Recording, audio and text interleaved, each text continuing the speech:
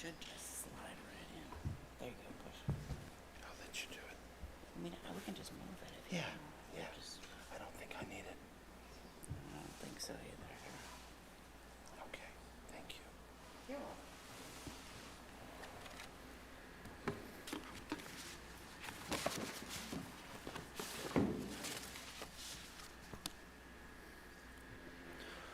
Good afternoon, everybody. I'm Rabbi Aaron Lever, and I'm the Director of Spiritual Care at Menorah Life, and it's an honor to be here with you today. Rabbi Weintraub sends his love and comfort. As many of you know, this is the Bar Mitzvah weekend for Onyx, and so he was sorry to not be able to be here today, but I know he's going to catch up with the family during the week. We've gathered today to remember Helen Kahan, a wonderful woman and most beautiful soul. Helen is predeceased by her husband, Kalman, of blessed memory, and is lovingly remembered today by her son, Lucian, and his wife, Roberta, her daughter, Livia, and her husband, Stephen, her grandchildren, David and his wife, Rachel, Matthew and his wife, Lisa, Scott and his significant other, Piper, Howie and his wife, Rachel, Michelle and her husband, Andre, and her great-grandchildren, Aaron, Noah, Eitan, Penelope, Lucy, Alex, Josh, Coleman, Toby, Aaliyah, Juliet, and Everly. What a beautiful legacy that Helen has created on this earth. The time of mourning is a complicated time, filled with many emotions and memories, both bitter and sweet.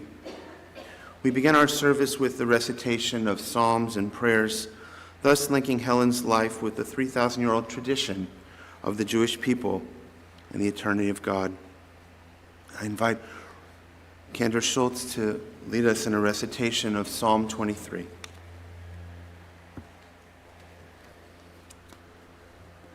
Adonai roi lo exar,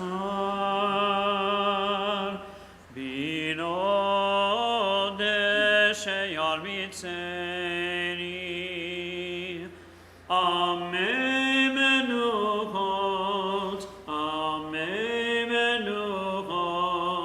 yenaleni. Nafshi yeshovev, yeshovev, yancheni v'maglei tzerech, yancheni v'maglei tzerech, leman shemo. Gam ki elech beketzal mavet, lo irara ki ata imadi. Shivtecha u'mishantecha hema yenachamoni.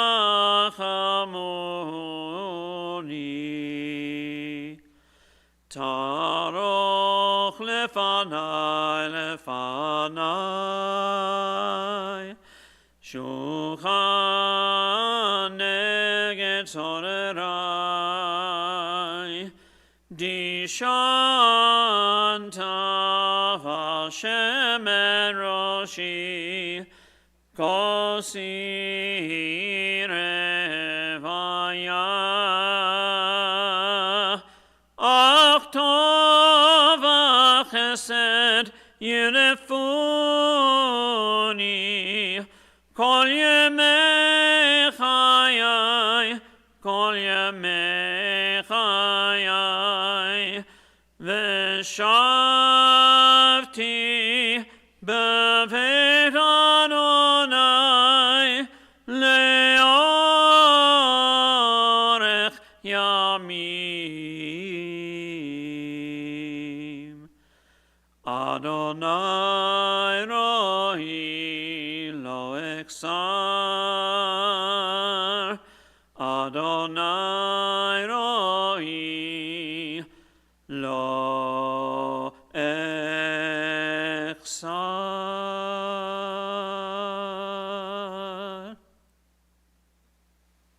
Adonai is my shepherd, I shall not want, giving me repose in green meadows, leading me beside the still waters to revive my spirit, guiding me on the right path, for that is God's way. Though I walk through a valley of the shadow of death, I fear no harm, for you are with me. Your staff and your rod comfort me.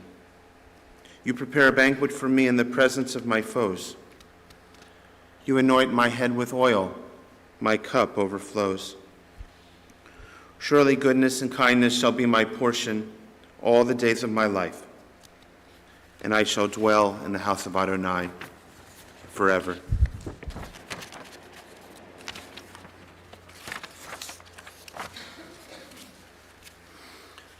We turn our thoughts to yesterday, to a world that lives only in our memory. As we recall the days gone by, we know the past is irretrievable. Yet through the gift of memory, we recapture treasured moments and images. We are thankful for the happiness we knew with Helen, with whom we lived and laughed and loved.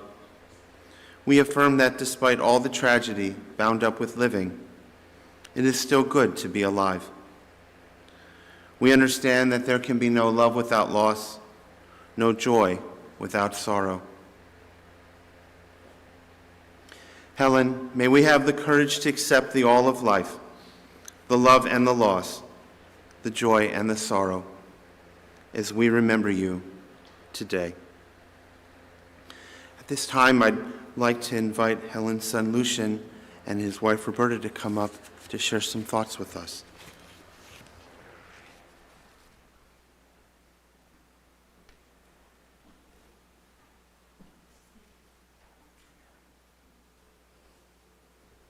Hi.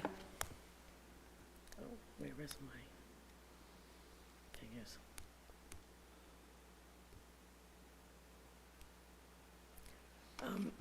Lucian doesn't really want to talk, so I'm going to do the talking for him together. This is a tribute to our beloved mother and mother-in-law. May she rest in peace.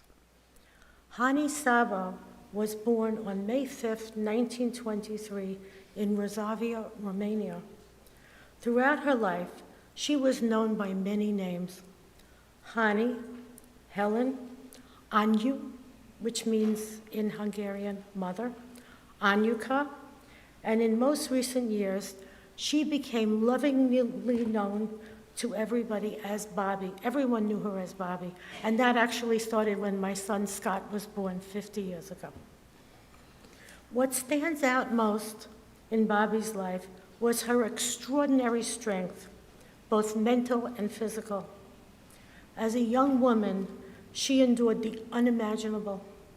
Taken to Hitler's forces to a concentration camp, she not only survived, but she protected her two sisters. One died at liberation, but she protected the other one. Through courage, resilience, and determination, she helped them escape the Nazis. The Nazis sought to exterminate all the Jewish people, yet Bobby proved that she was stronger than their hatred. She went on to build a family, a true victory. She raised two children, my husband Lucian and his sister Livia. Then Lucian and I got married, and Livia and Steve got married, and we gave her 5 grandchildren: Scott, Howie, Michelle, David, and Matthew. Then, with the wonderful additions of Rachel, Andre, Rachel, Lisa, and Piper, 12 great-grandchildren came: Alex, Joshua, Cole, Toby, Aaliyah, Juliet, Everly, Aaron, Noah, Eitan, Penelope, and Lucy ensued. What amazing strength to turn suffering into generations of life, love, and joy. After the war, Bobby returned to Romania, where she lived under communist rule for 20 years. Once again, She found the courage to escape oppression, this time by leaving her homeland for a new country, learning a new language, starting over. That took tremendous strength. For all of you that moved, you know what that's like. At age 100, she amazed us again with the encouragement of her great-grandchildren, Noah and Eitan. She practiced tirelessly until she was able to throw the first pitch at the Yankees-Rays game. Many of you remember that because it was televised. It was a powerful symbol of her spirit and determination. More recently, with the constant devotion and love of Livia and Steve, she was blessed with a long, full life, reaching the age of 102. Truly an amazing woman. Bobby's life embodies the phrase that I've often heard in temple, go from strength to strength. And the song, Immortality, reminds us, we don't say goodbye, and we won't say goodbye either. We will say, until we meet again. We love you, Bobby, and rest in peace.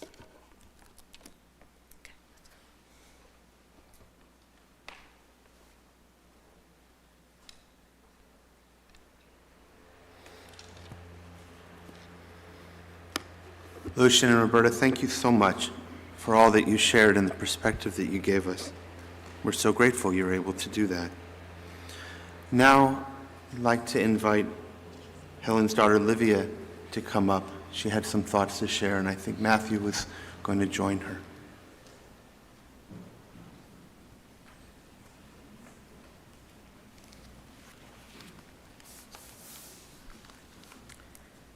I want to start with a few thank yous to so many people that supported us these last few years. My sweet husband, who through thick and thin supported us in so many ways. He is my hero, and I love you, Steve, beyond words. My kids were amazing support, our friends, and the community that we live in. I will not name anyone specifically since I'm afraid that I will miss someone special, but you know who you are. I am deeply grateful. And now a celebration of life for Helen, my mommy.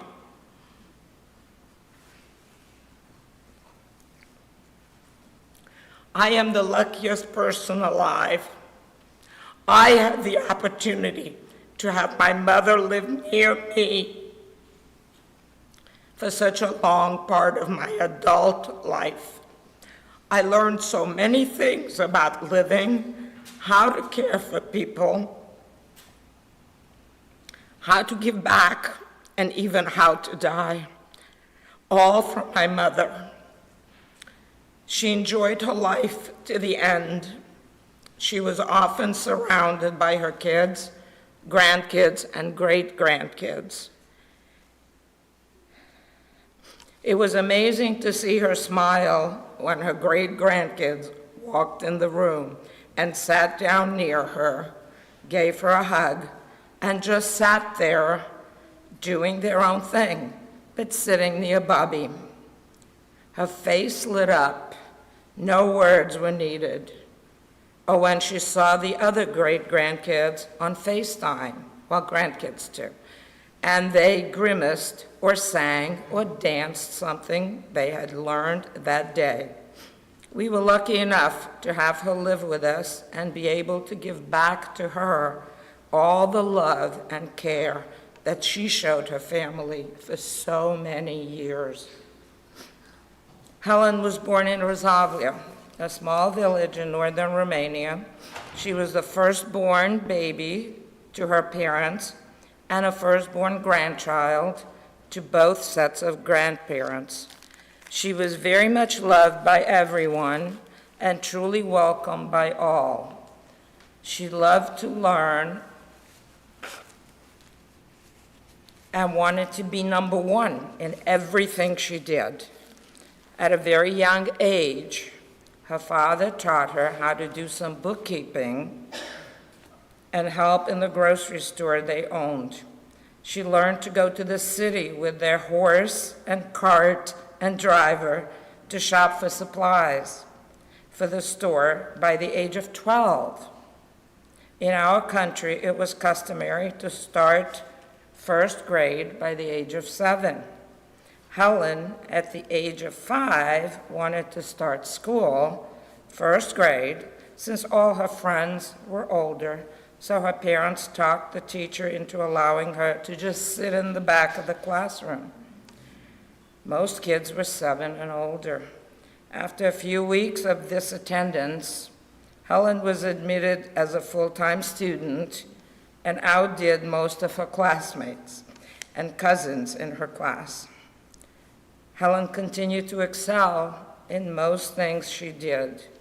She preferred to study or work in the store rather than help her mother in the kitchen or take care of younger siblings. As more kids joined the family, as the economy in the 1930s got worse, she and her parents decided Helen needed to learn a trade, and she was sent to learn how to become a seamstress in a fashion house in Budapest. Her younger brother was already living in Budapest. He was there to learn a trade as well, to become a jeweler. Helen had to take care of him often. They supported each other as times got worse and the Nazis got closer. Eventually, Helen went back home to help her family back in Rosavia, and her brother sailed off to the Middle East to help support the Jewish struggle. In 1944, when the Nazis arrived and took over the region she lived in, Helen and her family were put on the infamous cattle car trains and sent to Auschwitz. She and one sister survived the horrors of the camps and returned home as they promised their father to meet back home after the war. Unfortunately, only very distant families survived. She and her sister tried to reclaim their home, store, orchards, and other belongings. The home was totally destroyed, their belongings stolen. They were able to sell some of the fields, and with the little money she now had, she moved to the nearest city where she met my father, also a Holocaust survivor who stayed back in forced labor camps in Hungary. They married, and with great difficulty, they settled down and started a new life.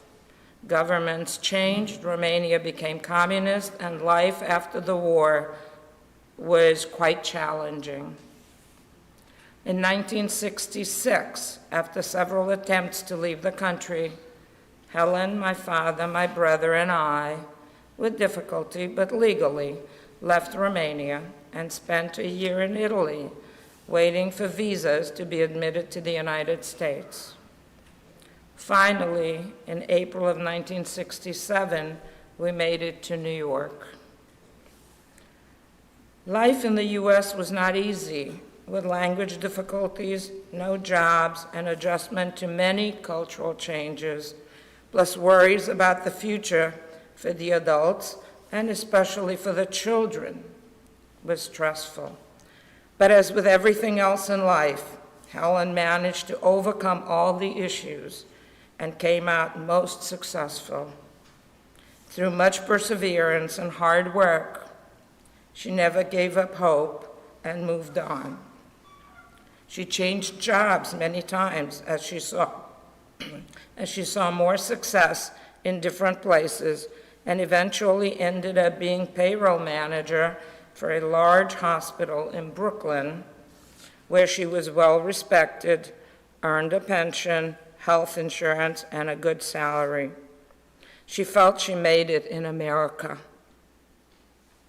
Along the way, she helped many who were less fortunate, always remembering the lessons learned from her parents. She always kept her faith in God, as her father taught her. In 1986, she retired and moved to Florida to live near her daughter, that's me, and family. Immediately, she got involved in many organizations as well as supporting our family and her grandchildren.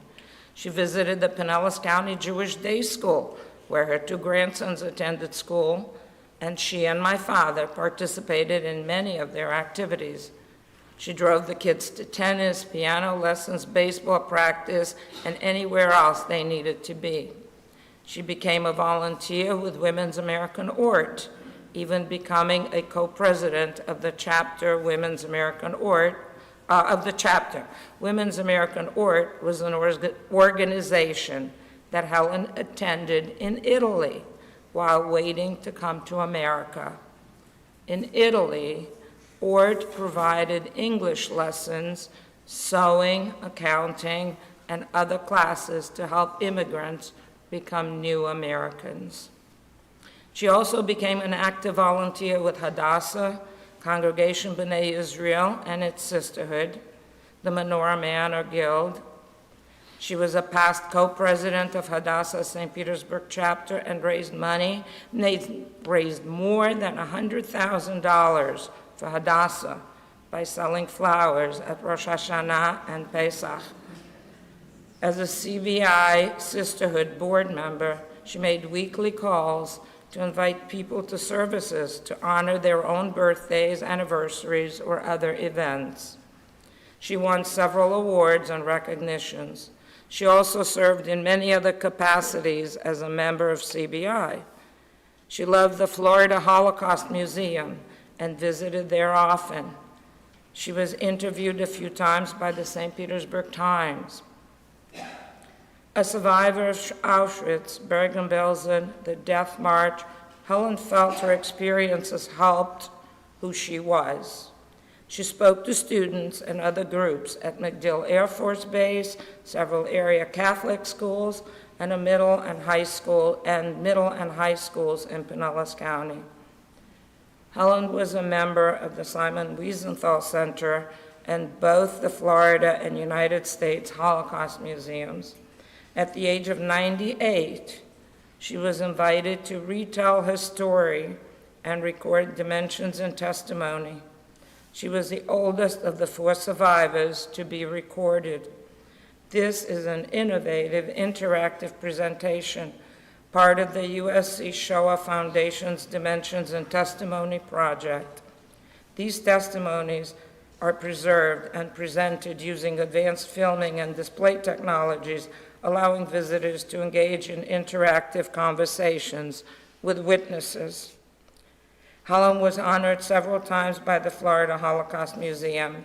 At the age of 99, she and 3 other survivors were honored by the Lightning at one of their hockey games at the Amalie Palace.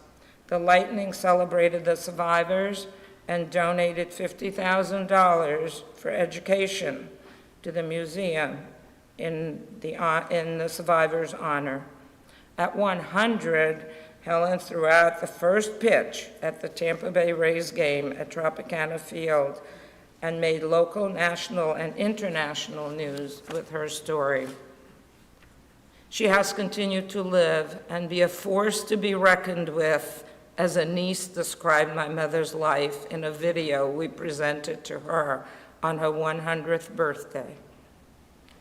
Today, we remember Helen with love, admiration, and appreciate the strength she left us with. We will remember her as our loving Bubby. She's survived by her 2 children, their spouses, 5 grandchildren and spouses, 12 great-grandchildren, and the village that supported and loved her. I love you, Mommy. May your memory always be a blessing. You will always be with me in my heart and thoughts.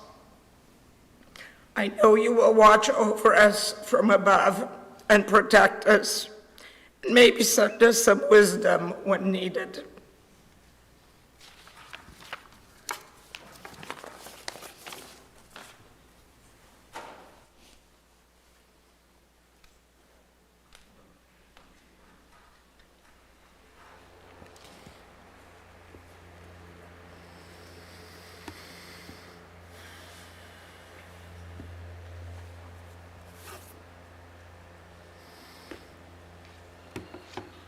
Livia, thank you for all that you shared. It's a rare thing for a child to be able to speak with such poise at the funeral of their parent. And as Lucian and Livia were speaking, I thought about Proverbs 31 and how much Helen has been a woman of valor. What a precious find in Eshet Chayil, a woman of valor.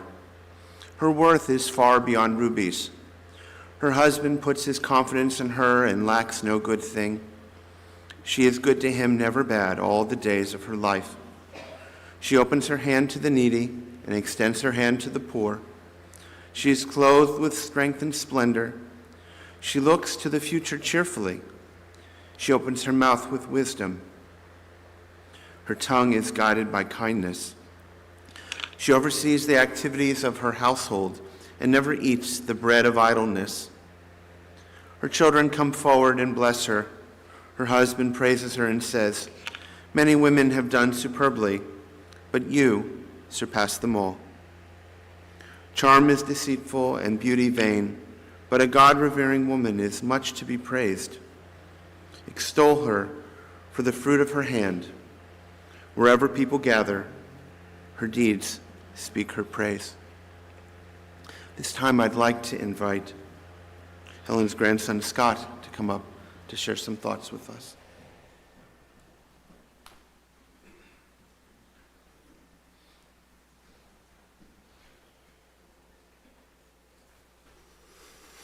Hi, everyone. For those who don't know me, I was Bobby's favorite grandson until Matthew came along. I did genuinely feel like I was her favorite, and at the same time, I intuitively knew that all of the other grandsons also felt like they were her favorite. She had so much love to go around, and she had so many favorites, and she loved everyone. I think probably all of her friends and even the Ween family friends all felt that she loved them just as much as she loved her own family. She was absolutely amazing. She made everyone feel like they were the most important person in the world, and I'll always remember that about her. The other thing I'll never forget about her is her strength and her toughness, and anyone here, of course, knows that. That's no surprise to anyone, and everyone, I think, has your own examples and stories of that. For me, there's a story from my very young childhood that always comes to mind. I was 5 or 6 years old, and back then Bobby and Zaidi lived in Brooklyn, and I would often go and spend weekends there. And this one weekend, in the middle of the winter, Bobby and I were going to go to see a movie. And it was really cold, and we started walking to the subway station, and I was so cold I didn't have a hat, and so we went into a little shop on the way, and Bobby bought me this $2 pair of earmuffs, and there were these like 2 puffs, and it was connected by like a plasticky, springy thing, and so you like twisted them, and they opened, and you put them on your head, and the spring kind of kept it, tight on your head. And then you untwisted it, and they came back together almost like into a ball when you weren't wearing them. But they were really cheap and kind of crappy. They cost $2.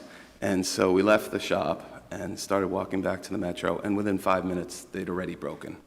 So we turned back around and went to the shop, and Bobby was going to get an exchange for it.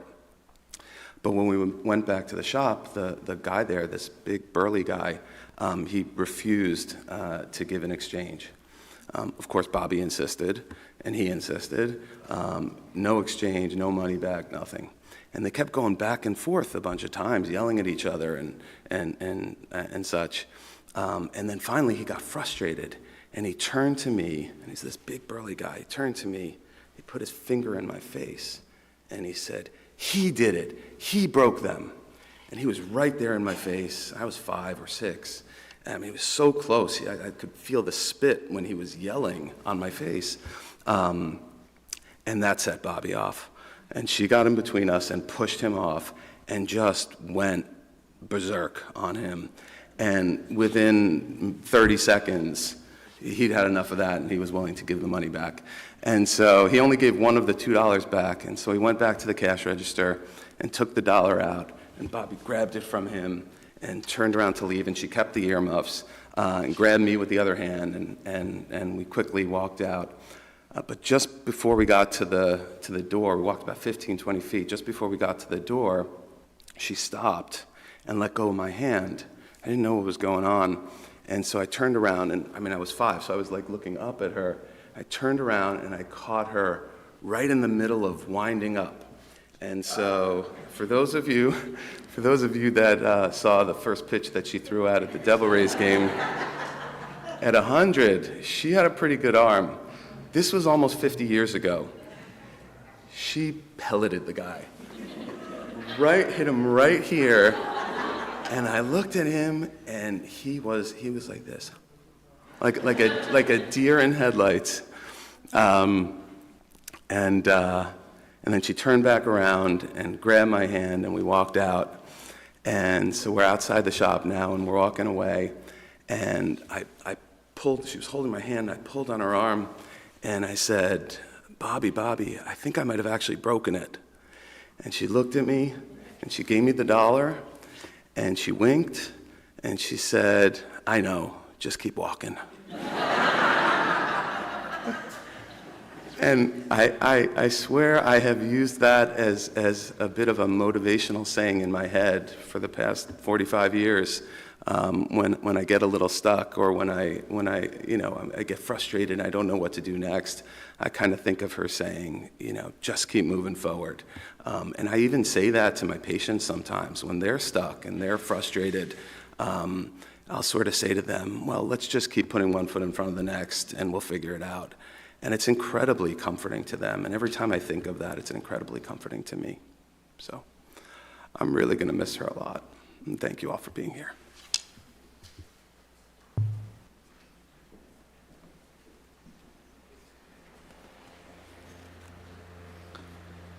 Scott, thank you so much for sharing such a fabulous story. We were right there with you. Now I'd like to invite David, another one of Helen's grandsons, to come forward to share some thoughts.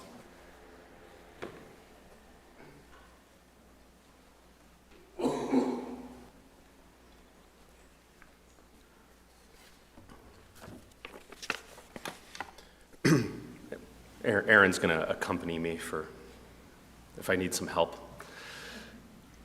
So I think we heard that Bobby was known by many names, but I'm sure everyone here really knew my grandmother Helen, just as Bobby. And just like any other great superstar, Michael or Tiger, all you really needed to hear was that one name to know exactly who you were talking about. She was the superstar of our family in so many ways. Her life and 102-year journey is the foundation of our family's story. She was able to see her children and grandchildren grow to adulthood, though that's debatable sometimes, and celebrate her 12 great-grandchildren. She was the glue that held us together. Bobby was born in Transylvania, the oldest of seven siblings. She would tell me stories of working in her father's store and being deported to Auschwitz, where much of her family was murdered. Although many survivors didn't speak of these times, she shared her story with me, my brother and cousins, and years later with our children. She also shared her testimony widely with high school students, the local community, and the world. She obviously carried the scars of that time with her, but they never defined her. She was filled with a hope and a deep determination, at times bordering on stubbornness, but in the best possible way. She passed that determination and hope on to her children, grandchildren, and great-grandchildren. Her family was her answer to the suffering earlier in her life. She expressed her hope and love to her family and community through action, raising money for Hadassah, being involved in the synagogue and the community, and also, like every great Jewish grandmother, through food. Bobby and Zaidi moved to Florida from New York when I was 10 years old. From that point on, we had dinner with her and my grandfather most nights of the week, and certainly every Friday for Shabbat. She insisted on the importance of Shabbat dinner together every week without interruption or other obligations. We also shared fun nights and sleepovers at her house that included games, watching the Golden Girls, and lots of chocolate. When Rachel and I were choosing where to raise our family, we decided to move back here to Florida. We wanted our children to have the same gift I had, the gift of growing up with daily closeness to family. We've had the blessing of spending the last 18 years with Bobby, with each of our children developing a close bond to her, usually spending a few times each week with her and experiencing those same Shabbat dinners. Up until very recently, Bobby made countless meals from scratch. She made homemade blintzes on Shavuot, her special egg noodles on Pesach, and hand-grated potato latkes on Hanukkah, or really whenever Rachel asked for them, because they also make excellent bun substitutes on Pesach. She was still hand-grating pounds of potatoes until she was 95 years old because she said they tasted better than from the food processor. And I think she was right. Her matzo ball soup was famous, and not just at our table. Throughout the COVID years, she insisted on making matzo ball soup for Rachel and me to deliver to our friends' houses whenever they were sick. The time our children spent with Bobby is so very special, and I can see a spark of her in each of them. Aaron, I can see your love of family as you relate to your cousins, and in my mind, this comes from your great-grandmother. As the oldest, you had time with Bobby while she still wanted to speak about her experiences during the war, and you always wanted to hear her stories. You interviewed her for a school project in 2nd grade, wrote her memoir in 9th grade, and included her in your AP English essay just a few months ago. Whenever the prompt asked for someone special to you, you always chose Bobby. As you heard, Bobby was the most determined and tough person I think any of us have ever known. She was also incredibly sharp, thinking quickly on her feet and lightning fast at complex math. I remember as a kid doing math homework, and she would have the right answer to some long division problem in her head before I would have had my pencil touch a piece of paper or even get a calculator out. Noah, your determination, quick wit, and math skills are qualities you surely got from Bobby. Eitan, your love and cuddles with Bobby always brought her joy. Bobby was always the first place you ran when walking into Saba and Safta's house, and your special connection warms my heart. Your loving kindness, I know, is something that she's given you. I even see Bobby and my young nieces, Penelope and Lucy. Though both of you had less time with Bobby than your cousins, I know how much she cherished her moments with you. She would sing Romanian nursery rhymes and tell you stories of growing up and always remind and encourage you to be good sisters to each other. You could see her trying to instill the hope that she carried throughout her life into her great-grandchildren. Bobby was always clever and quick, even up to her 100th birthday, and even in English, which was her 4th language. As you've heard, and most of you already knew, she threw out the first pitch at a Tampa Bay Rays game on her 100th birthday. It was a wonderful celebration for her, entire family, and community. Many of you here today were with us to celebrate. In the days leading up to the first pitch, she did several interviews with local media. Some would even say she went viral, being featured on ESPN, and even on Rabbi Nolan Leibowitz's sermon from Los Angeles that Shabbat. Now understand, I think this was the first Major League Baseball game she had ever attended. And probably the first baseball game since watching Matthew in Little League. In one of the interviews, Bobby was asked who her favorite Rays player was.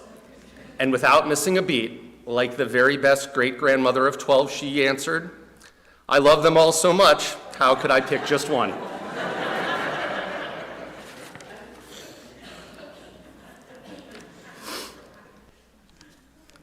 I want to end by sharing my gratitude to my mother for her care of Bobby, especially these last 2 years.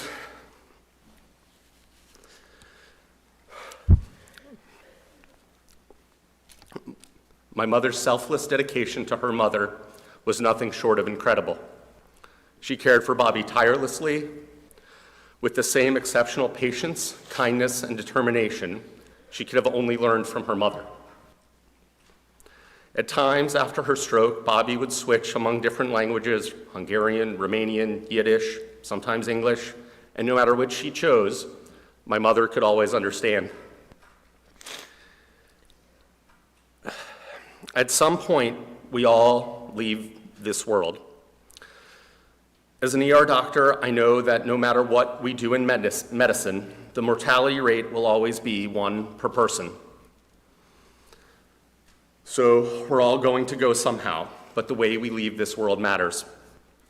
For someone that saw her parents and siblings killed in the most terrible ways at the start of her life, to be able to leave this world 80 years later in her home, comfortable, surrounded by her large and loving family, is nothing short of a miracle. We love you, Bobby. Thank you for everything you've given us, and we'll miss you always.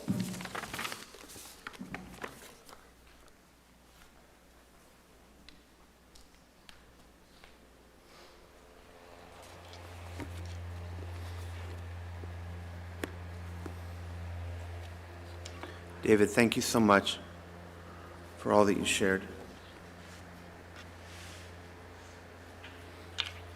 Each person who spoke really gave us another window into this exceptional person.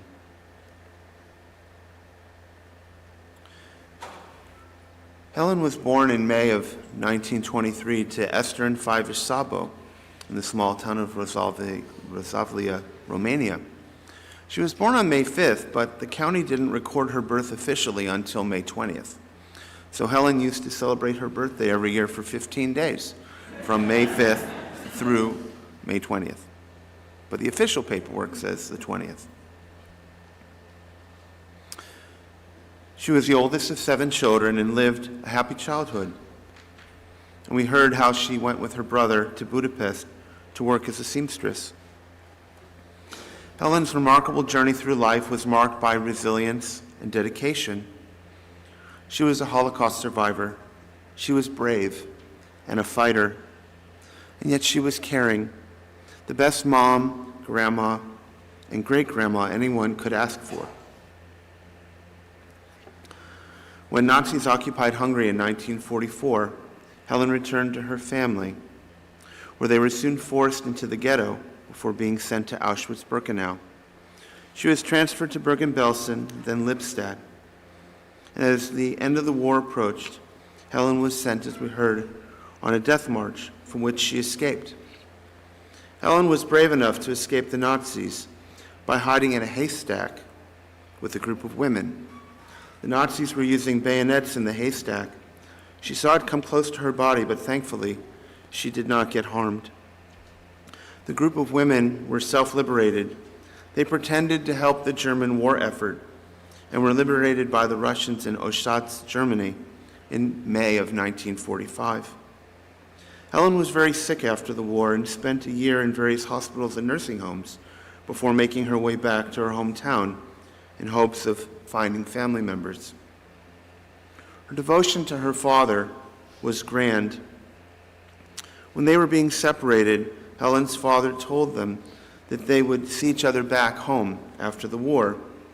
And at the end of the war, Helen ran into some American soldiers. One was Jewish, and he asked Helen who she was. Helen said she had an uncle in Brooklyn who owned a furniture store. And as it would happen, this soldier knew her uncle. But Helen decided not to go with this soldier, because she promised to meet her father, who she found out later was killed in the war. When she got back to her town, she was introduced to Coleman Kahan. Helen married Coleman in a double wedding with her sister Miriam in September of 1946. It was Erev Rosh Hashanah. For the wedding, Helen fixed Coleman's shirt that needed repair, and he bought her a set of shoes for the wedding. Soon after, they had their children Lucian and Livia and raised their family in Romania. There was a lot of anti-Semitism in Romania after the war. Helen could not openly celebrate her Judaism there. She would light her Shabbat candles in a dark room. She made Livia a special outfit for Friday night. To keep her faith, everything had to be done in secret. Helen always wanted to help people. She didn't wait to be asked. Helen helped a lot of people in Romania through her job as a statistician. And in 1966 and 7, Helen lived in Italy with her children while waiting for U.S. visas. And while she was there, we heard how she attended programming offered by Women's American Ort, where she learned English. And even though she didn't need them, she took sewing classes in a trade school because she realized that if she took the sewing classes, she'd get some fabric. And with that fabric, she made a dress for Livia and an outfit for herself. In Italy, Helen thought her children's education should continue, even though they weren't able to go to school. So she took the family on a tour of Italy to keep learning new things. In 1967, Helen fulfilled a lifelong dream she and her family had to immigrate to the United States. It took a lot of bravery for Helen to leave Romania with her family at a late age in her 40s to start a new life together. It was hard to make these arrangements because the government could not know she was asking to leave. When they first got to the United States, in New York, Helen worked as a sales lady at a store because she needed to work on her English. In time, she got an office job, and eventually she became the payroll manager at Brooklyn Jewish Hospital. Helen excelled as a payroll manager, showcasing her strong work ethic and commitment to excellence in every task she undertook. Her professional accomplishments were a testament to her unwavering determination and tenacity. Sometimes the medical residents would need a payroll advance. Helen found a way to pay them early so they could pay their bills. Helen used to ask David if he needed a similar payroll advance when he was working as a resident. It became common for Helen to help staff with financial problems and figure out how to advance them some money so they didn't get stuck and would be able to pay their bills. Well, it doesn't happen today, but that was what she did. Realize the payroll system at the time was very complicated. Some employees had many garnishments on their salaries, and Helen had to do a lot of manipulation with the money to help people out. And there weren't any computers at the time. She did it all in her head. She was able to make all the different tax deductions that were needed in New York. And when things became computerized, Helen really didn't want to take that step, but as long as everything was done manually, she could calculate everything easily because she was a perfect calculator herself. Helen convinced Coleman to move to Florida after they retired. Helen wanted to live closer to Livia and help with her grandchildren. It wasn't until Helen was in her 60s after she moved to Florida that she learned to drive a car. And she continued to drive until she was 96 or 97.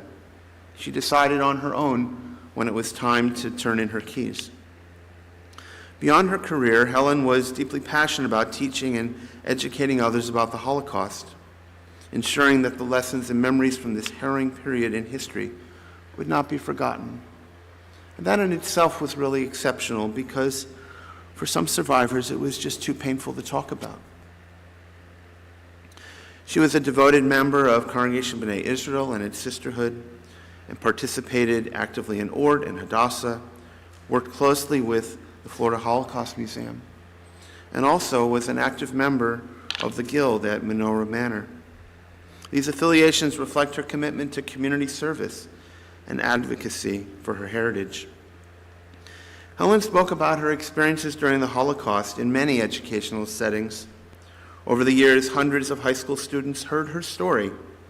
Helen was open in talking about her experiences, and her story became widely known. We heard a little about how Helen would sell flowers for Hadassah before Rosh Hashanah and Pesach, and she managed to raise large amounts of money doing this. In fact, she was recognized for her flower selling. But she used to sell these flowers in a fun yet kind way. She would put together ways that everyone would get flowers and everyone was reciprocated. Once Helen arranged for Rachel to buy flowers before a holiday, but the card came from her loving husband David, who had nothing to do with the order. It was Helen's little joke. When she noticed that a family was receiving several bouquets of flowers, she would ask the family if one could be sent to Menorah Manor to share with a resident for someone else to enjoy the flowers. Of course, people always said yes to her. Helen used to make lots of phone calls for the synagogue before birthdays and anniversaries to invite congregants to celebrate those events at services. Helen's interest extended far beyond her professional and communal endeavors. She loved to do needlework, both needlepoint and embroidery. She made something for every grandchild and great-grandchild, like pieces that featured the Hebrew or English alphabet. At the age of 100, Helen's eyes were still good enough to make tefillin bags for her great-grandsons so that they'd be ready for their bar mitzvahs one day. She also bought large shofars for those boys. For the girls, Helen made little pouches to put things in. Helen liked to keep busy. She also made pieces with the grandchildren's initials. As she got older, Livia found little things that were simple for her to continue to make. Helen also found joy in gardening, reading, and baseball, activities that allowed her to express her creativity and appreciate the beauty of life.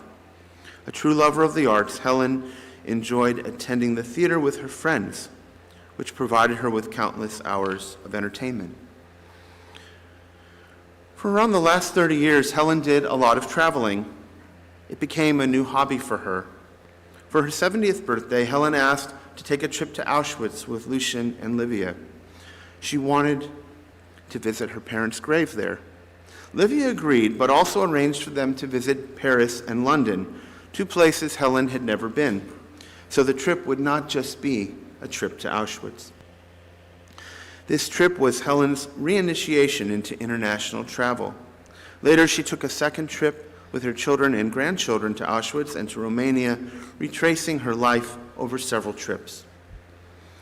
Helen traveled to China with her friends from Hadassah. She visited Israel and cared for her sister Miriam there. When Helen was 85, she went to Peru and climbed Monte Picchu. She also went to Hawaii with her family, and she continued to travel until she was 96. Helen's grandson David said that his grandma was the kindest person. She was gentle with the children, patient, and sweet.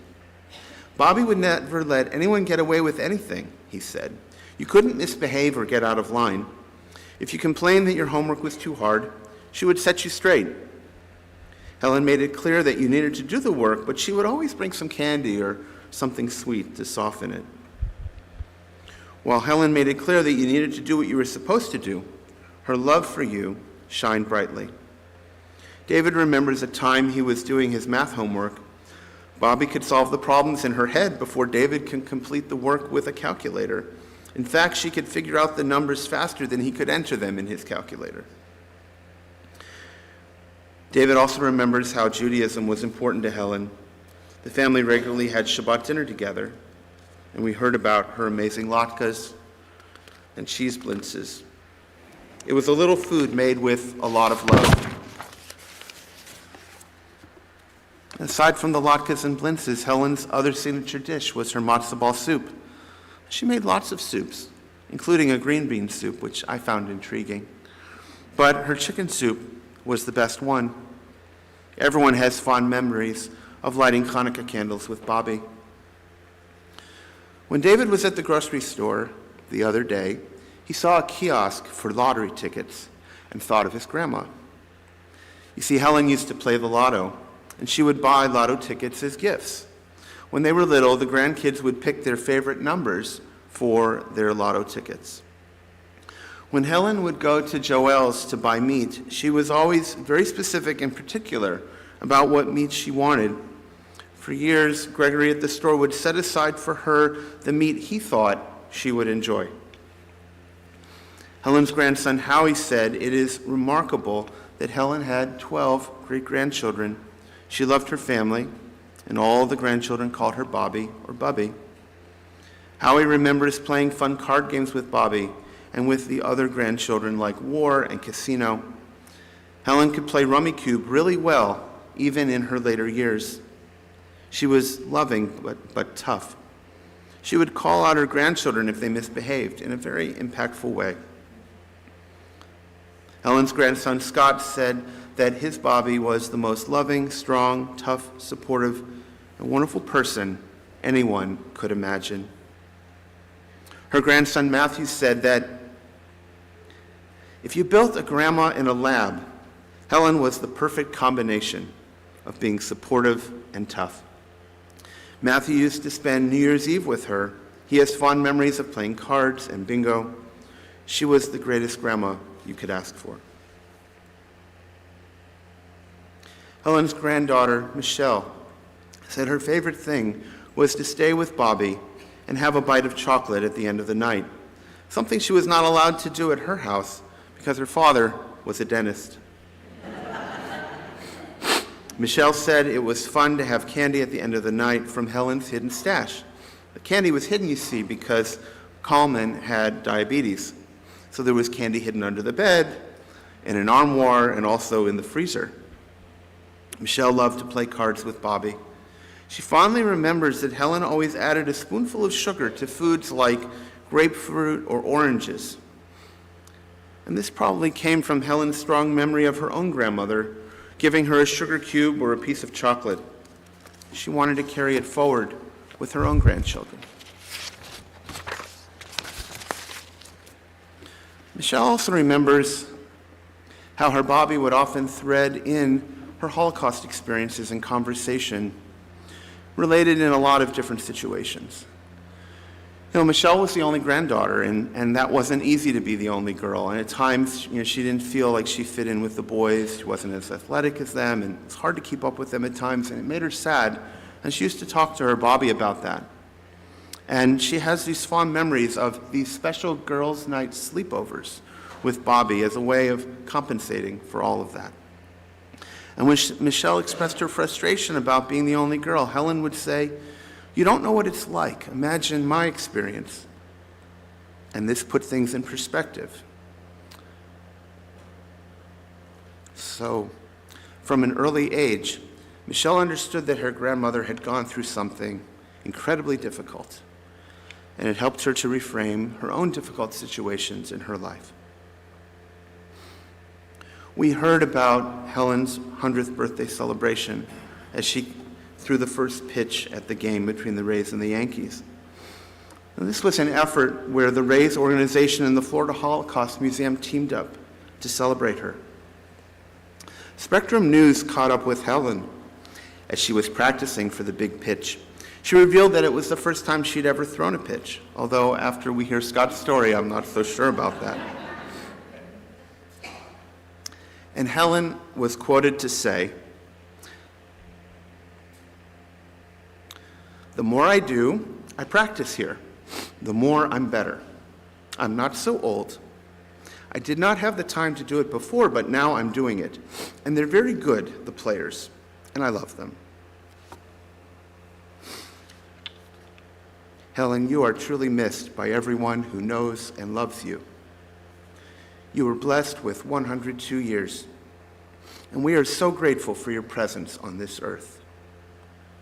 Helen, you are remembered in love. You are part of the now in us, All the good, all the love, all the comfort a person can give is remembered and repeated for your sake. Time changes, everything passes but love. Peace abide you.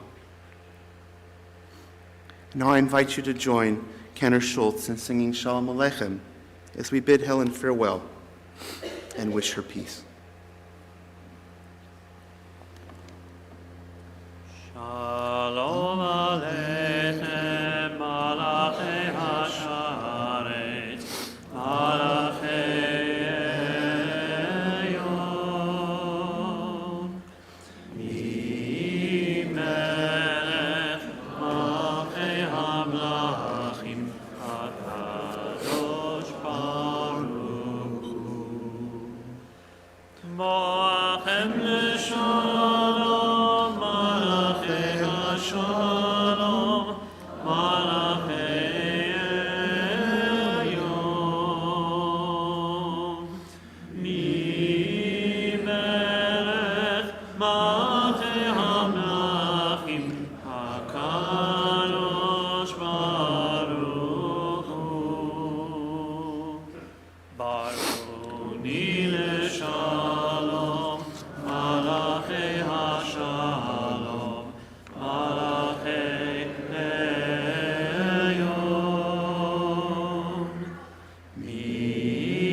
Melech Malchei Hamlachim, HaKadosh Baruch Hu. Tzeitem l'shalom, Malachei Hashalom, Malachei Elyon, Melech Malchei Hamlachim, HaKadosh Baruch Hu. Tehi nishmata tzror b'tzror chayim.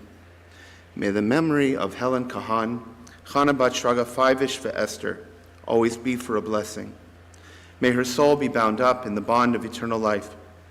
And may God comfort her family in this time of great loss. And let us say Amen. Amen.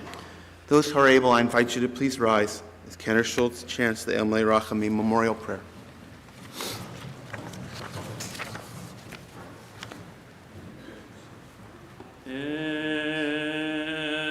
Malei Rachamim, Shocher Bamromim,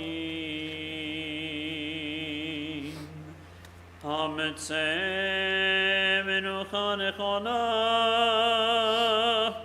Tachat Kanfei HaShechina,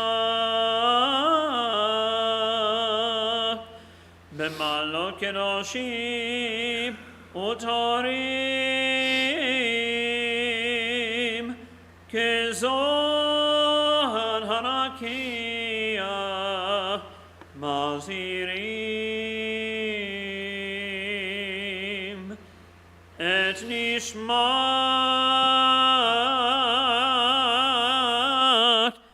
Chana bat Shraga Fivish Vester, שהלכה לעולמה בגן עדן, תהא מנוחתה. אנא בעל הרחמים, הסתיריה בסתר כנפיך לעולמים, וצרור בצרור החיים את נשמתה. אדוני הוא נחלתה, ותנוח בשלום על משכבה,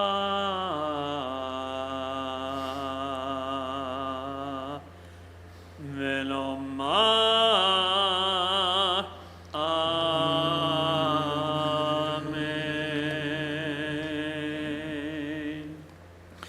El Malei Rachamim, God filled with great compassion, grant proper, perfect rest under the wings of your sheltering Shekhinah presence, among the lofty, holy, and pure, radiant as the shining firmament, to the soul of Helen Kahan, who has gone to her eternal home.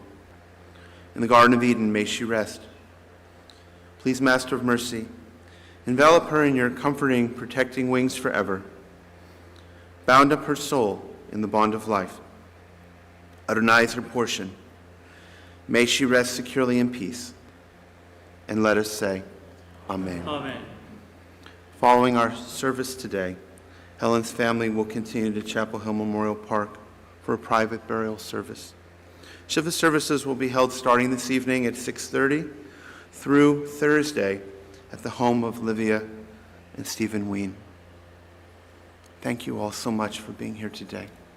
And may Helen's memory always be for a blessing.